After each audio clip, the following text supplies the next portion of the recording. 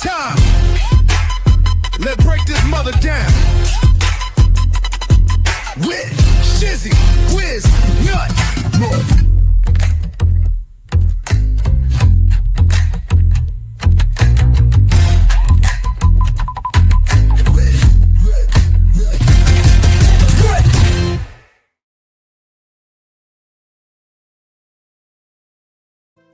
Chapter 1.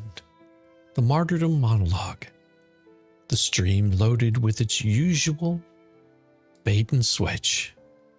A looping, two perfect avatars smiling like toothpaste ad, framed in fake lighting and flawless angles. No camera feed. No glimpse into reality. The viewers never saw the real Fleesa. They didn't see the sweltering garage she broadcast from. Smoke curling off of half-burned cigarettes in a chipped mug, or the stack of Rubbermaid bins pressed against the wall like plastic sentinels. They didn't hear the slow drip of oil under the workbench, or the smell of the stale mix of motor fluid in yesterday's takeout. What they heard was her voice. That voice.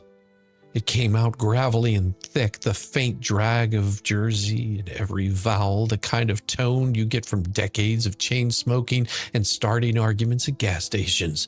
It was the sound of someone who'd learned how to turn complaint into performance.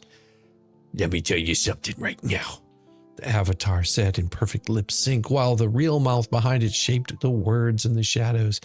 "I don't care what he says. I'm not backing down. He's been after me for months, and I'm still here. I'm still talking, and I'm still telling the truth." The truth was whatever she needed it to be that day.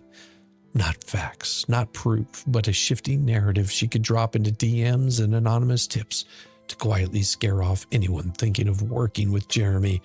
This lawsuit wasn't about silencer. It was about the deliberate, months-long campaign she'd run to wreck his business from behind the scenes, but she didn't give them that part. "Oh, he's got lawyers," she said, her voice curling into something smug. "Big deal. That don't scare me. I've dealt with bigger clowns in my sleep. You push me, I push back harder. That's how it works." Chat rolled by with usernames throwing her digital nods of approval. The loyal ones knew the beats by heart, how she'd shift from defiant to wounded, from crusader to victim, all in the same breath. "I didn't start this," she said, each word weighted down like she was dragging a chain. "He did. He thought he could just run wild, do whatever he wanted to, whoever he wanted. Nobody'd say nothing. Well, I said something."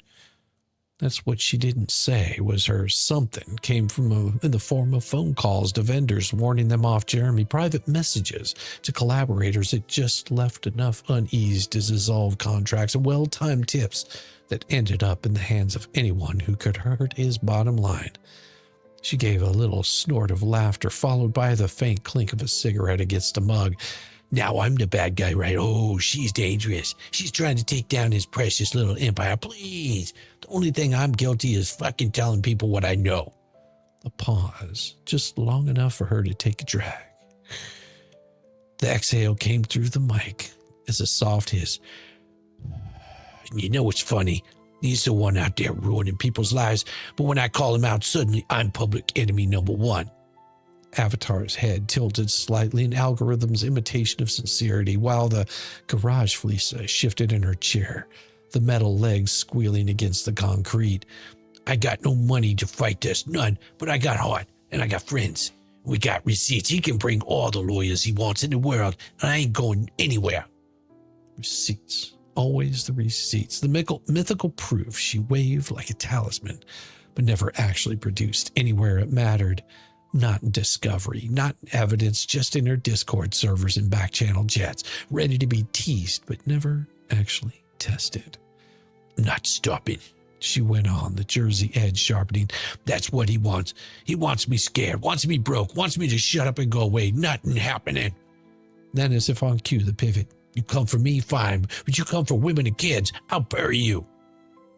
It was a line designed to sound noble, to make her fight seem like a cause instead of what it was.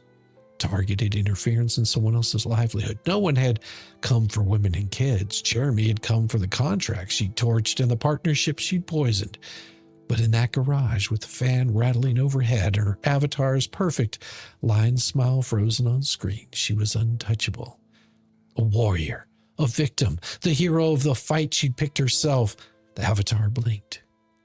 That was all the motion the audience saw. An AI-generated face, fresh and poreless, tilted ever so slightly as the software tracked the rhythm of her speech. It was a face you could sell makeup with, but not a single feature on it belonged to the woman behind the voice.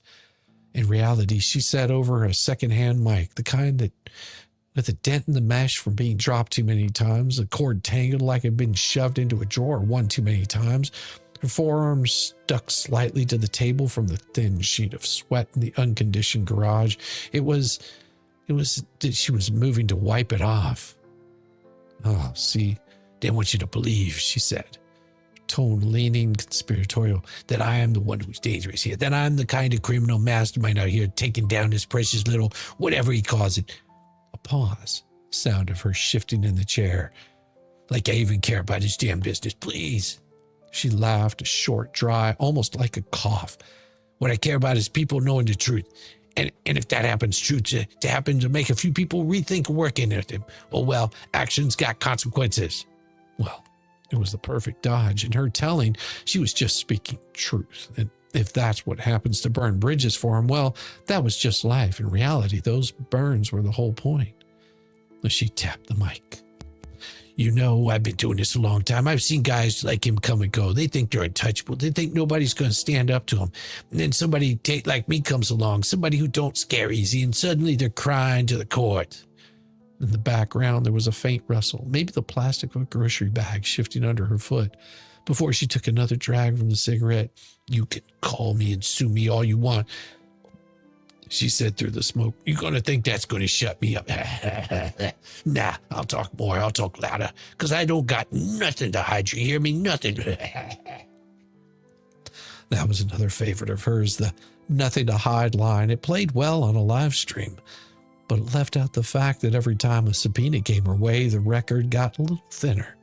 Files disappeared and chats couldn't be found. She leaned in. "And don't think I'm sitting here scared of court. I've seen what's in those filings. It's all smoke and mirrors. You get the right lawyer, you can take those apart in your sleep." Irony hung heavy. Same woman who'd spent months swearing she couldn't afford a lawyer was suddenly an expert on dismantling a federal case. "I mean, what's even in this claiming that I said something bad about him, that I told people the truth? Is that illegal now? Since when? Because last time I checked, you can speak true, you speak your mind in this country." Oh, she loved to frame it like this was about free speech, like she was some champion of the First Amendment instead of someone being sued for systematically kneecapping a man's revenue stream. "Besides," she added, "if I really wanted to ruin him, I could have done it a long time ago, but I didn't. I've been playing nice. He ought to be thanking me." It is about time.